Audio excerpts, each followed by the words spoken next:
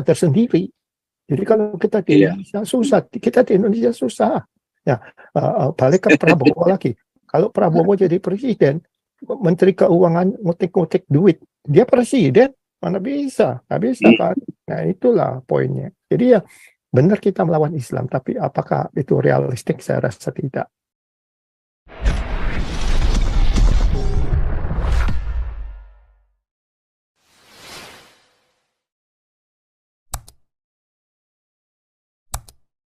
Saja ya, karena saya masih ada kuliah lagi. Lanjut. Siapa nih? Octavianus Tambunan. Tolong co-host membantu untuk membukakan. Octavianus Tambunan, silakan. Sudah co-host dia. Iya. Shalom Pastor Paul, shalom teman-teman. Saya pengen nanya, penasaran saya Pastor Paul, gimana tuh apa serangan teroris ke Israel tuh apa gimana? Udah bisa dinetralisir belum? Iya. Gitu. Halo. Halo. Tanyanya pendek amat lu, gue lagi makan. Panjang-panjang. Bukan masalah dinetralisir. Israel itu punya intelijen yang bagus, yang investasi di pertahanan keamanan terhebat di dunia. Ya, mereka sendiri juga penghasil ini kan, penghasil alat militer ini ya. Iron Dome itu kalau saya ya ada negara Qatar atau mana ya beli Iron Dome dari Israel ya. Saya lupa nih. Negara mana ya? Kalau nggak salah saya juga mereka menukar teknologi gitu dengan Arab Saudi agar Arab Saudi ikut Abraham Accord gitu. Iron Dome. Ada yang beli Iron Dome, beli teknologi.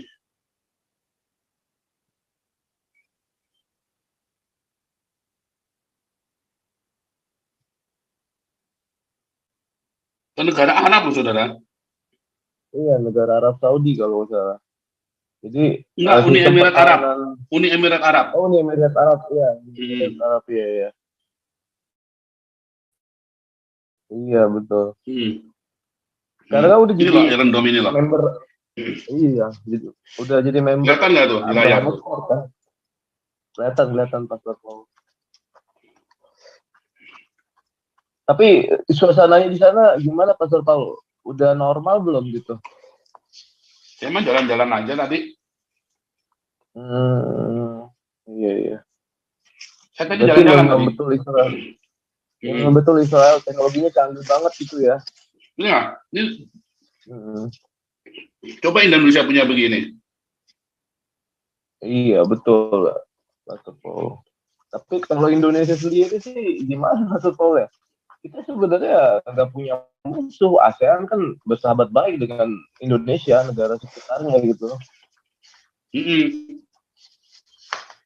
Nah, ambil lanjut ya. Siapa saja boleh bicara langsung. Oke, makasih Pastor Paul. Nggak apa-apa, lanjut aja, Bung Taci. Ya. Bung Taci sama nih, Bung Taci. Memang Israel sangat luar biasa ya, dari sejarahnya, karakternya sudah teruji gitu. Dengan agen Mossadnya, kalau kita lihat sejarah, memang teknologinya, kemudian ideologinya, yang jadi persoalan Israel, kalau saya lihat ini cuma kayak di Indonesia itu digunakan sebagai mereka sebagai oleh kelompok Islam aja, mempergunakan narasi Israel untuk mencari pendukung-pendukung itu. Biasanya begitu dari dulu Israel itu, tapi jangan kita bicara zaman Soekarno lah. Beda dengan suasana sekarang. Yang sekarang itu mereka coba explore.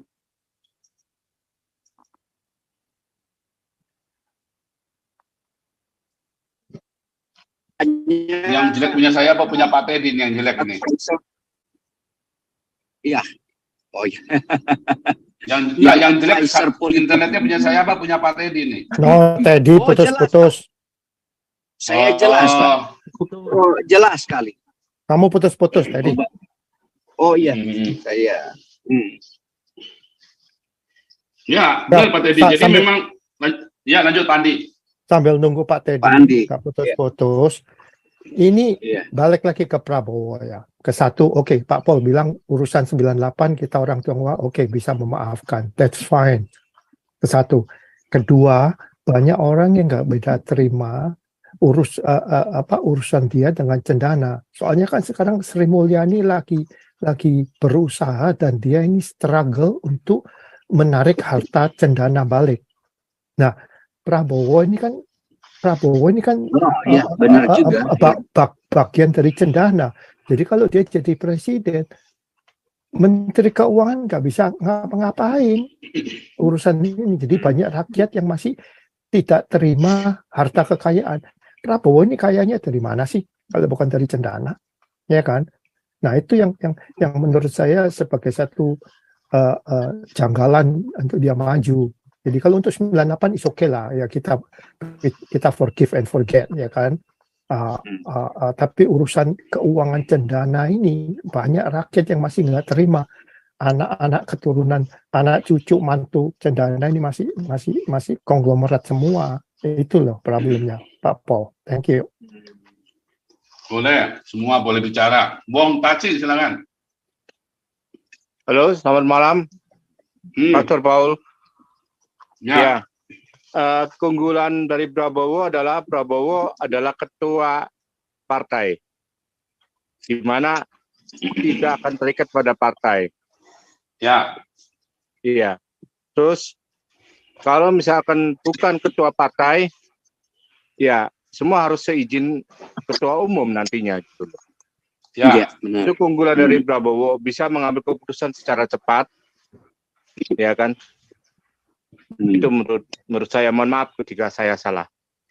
Ya, Iya, benar, Pak. Salah. Benar. Emang itu. Oh, satu Benar, lagi. salah. Satu lagi Pak Paul, saya baru ingat. Ya. Si Prabowo ini bintang 4, ya kan? Nah sekarang jadi Menteri Pertahanan. Waktu dia menyusun alustista itu kan dikritik sama Ibu Koni. Nah terus begitu dia dikritik sama Ibu Koni langsung kan dipanggil ke kantornya Menteri Pertahanan. Ya kan? Berarti dia ini sebagai Menteri Pertahanan ini kepandaiannya, keahliannya ini it's a big question. Tanda tanya besar. Dia ini jenderal gara-gara mantu cendana atau dia memang jenderal prestasi. Nah itu ini salah satu lagi yang harus diingat kalau kita ngomong mengenai Prabowo. Soalnya waktu itu sama Ibu Koni kan dibantah banget. Ini kan susunan budgetnya alutista ini kok nggak masuk akal. Dan Ibu Koni ngomong di tempat kita sini, Ibu Koni ngomong di TV, akhirnya kan dia sempat dipanggil. Nah, itu jadi dia ini question mark, dia ini jenderal beneran apa jenderal cendana. Itulah another point. Thank you. Gini Pak Andi, ini yang dari sumber pribadinya dia itu ada diskusi. Waktu dia ketemu presiden, ini ada kalau kita track di rekam jejak. Waktu dia ketemu Presiden Jokowi, ini Prabowo mengatakan bahwa ada markup besar-besar di Menhankam tentang pembelian senjata ini. Baru waktu itu jelas. Kira-kira ada pernyataan 100% di markup jadi korupsi di Menhankam. Waktu itu Prabowo jawab bukan lagi 100%, melebihi daripada itu. Nah itu jangannya siapa itu yang Pangap yang baru lalu itu yang apa namanya udah lupa lagi. Ya itu tadi. Ya benar-benar ada korupsi di situ. Tetapi waktu presiden menunjuk dia sebagai Menhankam, supaya you tahu adik saya tunjuk you jadi Menhankam. Mungkin begitu bahasanya kasarnya. Akhirnya waktu di hiring oleh anggota MPR, masalah anggaran waktu itu udah Prabowo yang jadi Menhankam, di hiring itu jelas di dalam rapat anggota MPR. Ditanya tentang anggaran, Prabowo menolak. Prabowo katakan rahasia pertahanan jangan diumbarkan ke media. Bagaimana strategi negara akan diketahui oleh negara-negara tangga atau negara-negara lain. Nah, tapi saya di sini bukan menyudutkan dalam konteks ini, kita bicara politik lah. Karena ini bagian pada strategi politik, bukan kita akan menjudge orang dia begini begitu, bukan. Ini bagian strategi politik. Nah, yang dilakukan oleh mungkin Jokowi atau Prabowo.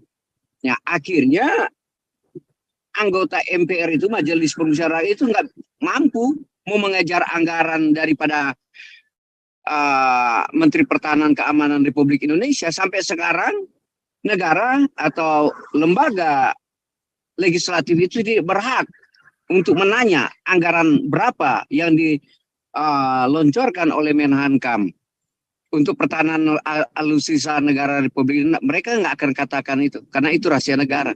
Tetapi memang benar-benar terjadi korupsi besar-besaran di situ. Nah, ini persoalannya di situ. Kemudian kita bicara Prabowo, memang semua yang calonnya itu Pak, yang Ganjar aja Pranowo punya rekam jejak jahat, rekam jejak tidak baik. Dia adalah salah satu anggota yang kasusnya EKTP itu. Memang semua begitu, bagian dari ya kalau kita juga bicara Anies, ada memang background-nya ya gelap di belakang semua itu. Tetapi ini konsekuensi bagian daripada politik, karena ketiga-tiga ini sudah terwakilkan dari partai untuk menjadi calon presiden. Kita tidak berdaya dalam hal ini. Ya, yang dari gambaran saya secara pribadi, secara substansi dari hati nurani saya, seperti apa yang dihotbahkan oleh Pak Paul, atau apa yang dilakukan Musa, apa yang dilakukan oleh Tuhan Yesus Kristus, mengeluarkan orang ya dari penjajahan, dari perhambaan, keluar dari kemerdekaan itu. Nah, ini yang saya selalu kadang-kadang berbicara emosi, karena berpikir di negara kita itu ya seperti harus ada Tuhan Yesus Kristus atau seperti Musa yang mengeluarkan orang dari diskriminasi, orang dari kesusahan, orang dari ketidaksejahteraan, orang yang diapakan, ia harus keluar dari sebagaimana mau mensejahterakan seluruh rakyat Indonesia tanpa ada diskriminasi. Persoalan sekarang di negara kita, di Indonesia, teman-teman di sini, kita nggak usah baca ke permukaannya. Kita baca di bawah dasarnya, basicnya. Yang persoalan di negara kita adalah Islam. Itu yang saya selalu gembor-gemborkan itu. Itu Islam persoalan di negara kita. Bermusuh dengan Israel didasarkan pada Islamnya itu. Bukan didasarkan pada negara sebagai alat politik untuk mencapai suatu kesejahteraan. Agama yang dipergunakan. Sekarang lagi di dalam dunia politik, di Partai Golkar, Gerindra, mau di PKB lain sebagainya, si tokoh-tokoh politiknya yang penting sudah ada perwakilan dari partai agama untuk mewakilkan ke calon-calon presiden ini, dalam hal ini partai. Nah, ini ya wacana yang saya baru dengar beberapa jam lalu. Nah, yang jadi konflik batin saya selama ini adalah, saya bilang lepaslah konstelasi Islam itu dalam dunia politik. Karena inilah yang selalu memecah belah negara kesatuan Republik Indonesia yang tidak akan memaju. Mau perekonomian, mau hukum, kesejahteraan, rakyat Indonesia tidak akan maju diakibatkan oleh agamanya ini. Nanti kita dari teman-teman sih kita boleh track. Oh, apa benar? Iya benar. Kesejahteraan negara kesatuan tidak akan maju, melainkan agama itu yang akan memecah belah negara kesatuan Republik Indonesia. Gejala-gejala seperti yang kita lihat sekarang ini yang terjadi di Papua. Terjadi kemiskinan di daerah Lampung. Itu diakibatkan karena Islam. Percaya enggak? Karena Islam itu hanya diakomodasi, digunakan, dieksploitasi, digunakan sebagai alat politik untuk mencapai tujuan kekuasaan seseorang. Ya ini yang dasar pemikiran. Tetapi kalau kita teman-teman sini kaji bersama, pakai daya nalar, pakai daya intelektual, pakai daya sejarah, memang benar. Kalau kita juga ambil generalisasi, teman-teman di sini, boleh kita kasih contoh negara-negara luar yang jadi konflik. Diakibatkan karena agamanya itu. Nah, oleh sebab itu saya selalu bersimpulkan negara kita tidak akan maju kalau agama berperan terus dominan di negara Kesatuan Republik Indonesia. Boleh saya kasih contoh lah, supaya teman-teman sini akalnya terbuka gitu. Pembangunan masjid sudah berlebihan. Apa nilai tambah untuk negara? RAPBD itu, rancangan anggaran belanja daerah itu, lebih condong. Belum lagi ke ke rancangan anggaran kabupaten. Belum lagi ke kecamatan itu. Semua uang negara itu cuma diraut, dibangun musola yang notabene tidak akan tambah produktif bagi negara. Oke lah, kita kembali bicara Kristen lah. Hampir 99% pembangunan gereja di Indonesia itu adalah swadaya murni jemaat. Tidak ada dari negara. Coba tanya. Di kampung saya lagi membangun gereja, gotong royong dari semua jemaat. Nah, itulah ciri-ciri yang membangun. Terbangunlah. Di sini negara kita dininabobokan. Semua fasilitas Islam itu dibiayai negara. Fasilitas-fasilitas itu, saya bilang dari dulu, tidak memberikan nilai produktif bagi negara. Lebih condong tempat itu jadi mereka membawa khutbah-khutbah untuk menghancurkan negara, untuk mengkhianati Pancasila dan Undang-Undang Dasar 45. Itu yang mereka lakukan dari dulu, sehingga negara kita akan mundur terus-menerus. Ya, saya percaya negara kita tidak akan maju kalau paradigma itu tidak dirubah. Sekarang apa yang kita inginkan? Carilah pemimpin yang nasionalisme, yang berdasarkan kasih itu. Yang berdasarkan cinta itu terhadap sesama manusia. Karena saya percaya Tuhan Yesus Kristus itu tidak pernah bilang Islam. Cuma selalu dia mengatakan, pergilah kamu. Selalu dia katakan ke seluruh umat manusia. Nah, ini yang jadi besar hati saya untuk cara merubah sistem negara kita supaya lebih maju. Ya, terima kasih. Teman-teman merasa pandangan saya salah, ya terima kasihlah. Interupsi tadi, sebentar ya. Iya. Kesatu, kamu bilang tadi apa anggaran anggaran Menteri Pertahanan itu secret, nggak tentu. Di Amerika itu anggaran pertahanan itu disiarkan langsung, Pak. Itu is a public information, nggak ada secret lagi, ya kan. Satu, kedua you bilang mau ngelawan Islam, itu nggak bisa, itu harus perlahan-perlahan dalam sejarah. Seperti contoh soal saya kasih tahu ya, kenapa Sudan sekarang ini lagi rame. Ya kan ribut. Ini kan ini yang Sudan Utara. Ini masih negara Islam. Mereka akan coba loh. Kamu lihat sekarang Sudan Selatan, South of Sudan. Mereka udah declare as a Christian nation. Ya kan? Mereka kan lebih aman.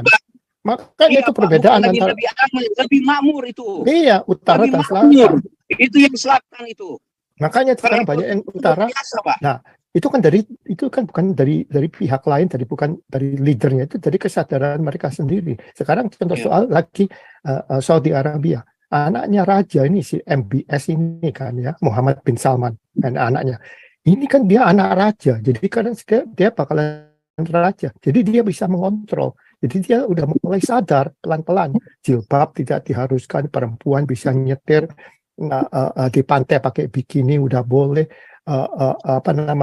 Segala macam. Ini pelan-pelan mereka, dia soalnya dia raja, dia bisa. Tapi kalau di Indonesia nggak bisa. Mana ada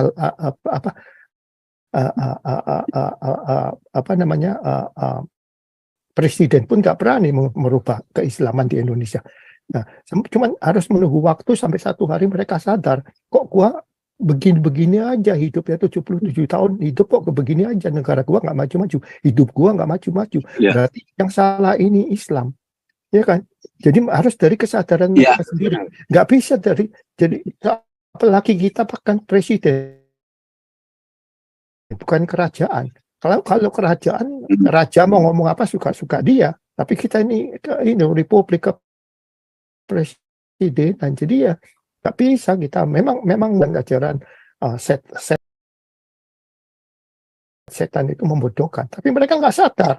Jadi tuh kalau you bilang kita harus melawan Islam di Indonesia itu susah. Jadi itu realistik. Itu harus dari kesadaran mereka semua. Jadi sekarang negara-negara Middle East ini udah mulai sadar kan, mereka mulai buka relationship ke UAE, udah mulai relationship sama si Israel. Jadi mereka pelan-pelan udah Qatar, saya rasa Qatar juga udah mulai. Ini Saudi Arabia ini lagi in proses bikin relationship sama si Israel. Jadi mereka sadar sendiri. Jadi kalau kita di Indonesia susah, kita di Indonesia susah. Ya, balik ke Prabowo lagi. Kalau Prabowo jadi presiden, Menteri Keuangan ngutik-ngutik duit, dia presiden, mana bisa? Nggak bisa kan? Nah itulah poinnya. Jadi ya benar kita melawan Islam, tapi apakah itu realistik? Saya rasa tidak. Susah, udah mendarah daging, repot. Itu aja deh Pak Paul, saya tambahin. Thank you. Memang ya benar ya. Kalau memang di Indonesia memang ada beberapa ya, saya bilang beberapa strata Islam. Ada Islam nasional, ada Islam liberal, memang ada Islam garis keras ya. Yang jadi dasar pokok kita karena mentalitas di Indonesia Islam itu yang garis keras sudah mengajarkan di pesantren-pesantren, karena mereka tidak menerima ajaran yang rasional, yang logika, yang liberal. Nah inilah yang jadi persoalan di itu. Kalau memang itu Islam itu yang diajarkan itu di sekolah-sekolah mereka, keterbukaan dunia terbuka, ya si tokoh-tokoh Islam ini, Islam garis keras takut, karena kalau diajarkan keterbukaan bagi anak-anak siswa, mereka akan murtad gitu Pak. Makanya saya bilang, kalau diajarkan ilmiah, mereka akan murtad semua. Kalau dikasih belajar sejarah, arkeologi, murtad semua orang. Tadi kan gua bilang, salah satu langkah pertama yang bisa dikerjakan itu bubarkan itu madrasah, bubarkan itu pesantren. Itu merusak otak-otak anak-anak ini dari kecil. Itu yang saya bilang. Ya kan, makanya harus ngambil contoh soal seperti itu loh. South Sudan Selatan, mereka merasa mereka bangun. Makanya terus mereka langsung declare kita ini negara Kristen, we are a Christian nation. Makanya negara bisa maju. Iya kan. Jadi pesantren sama madrasah itu yang merusak masa depan. Udah itu aja. Kalau mereka minggu lalu kan saya sudah itu masalah Sudan. Orang bunuh orang aja diteriakin Allahu Akbar. Bagaimana? Saya bilang ini mental apa ini orang? Ini Pak, bukan ini sumber primer lah. Bukan di narasi bikin video begini suara lain, tidak Pak. Si militer itu pegang senjata, teriak Allahu Akbar, gila itu sambil membunuh orang. Kayak hewan dia bunuh orang. Itu di newsnya beberapa bulan lalu itu. Saya bilang ini ajaran apa seperti ini? Pakai nama Tuhan untuk membunuh orang. Nah itu masalahnya. Persoalannya di negara kita cuma satu. Saya bilang negarawan kita sampai sekarang mau dari militer, mau dari tidak ada yang selalu mau menyatakan yang mereka berani pidato dong, mau mengatakan siapa yang indikasi mau merusak tantangan kehidupan berbangsa dan bernegara. Contoh seperti itu, ya. Saya langsung penjarakan. Tapi negara kan kita tidak. Partai aja itu sudah tidak berdasarkan Pancasila, diterima di negara. Orang aja sudah demo khilafah, udah akan merusak negara, tidak mau diantipasi negara. Kayak ini TNI Polri. Orang yang sudah menjalankan syariat, masuk ke dunia pendidikan. Tidak ini negara-negara ciri-ciri negara akan hancur seperti itu. Ya, gereja ditutup atau orang dipersekusi. Ini ciri-ciri negara akan hancur. Karena si pemangku jabatan tidak ada nilai, tidak ada prinsip, tidak ada integritas. Tadi ini si negara kita tidak Tadi. punya karakter. tadi si Opung Ferdinand nih mau masuk nih Opung. Oh ya, oke. Thank you, Opung.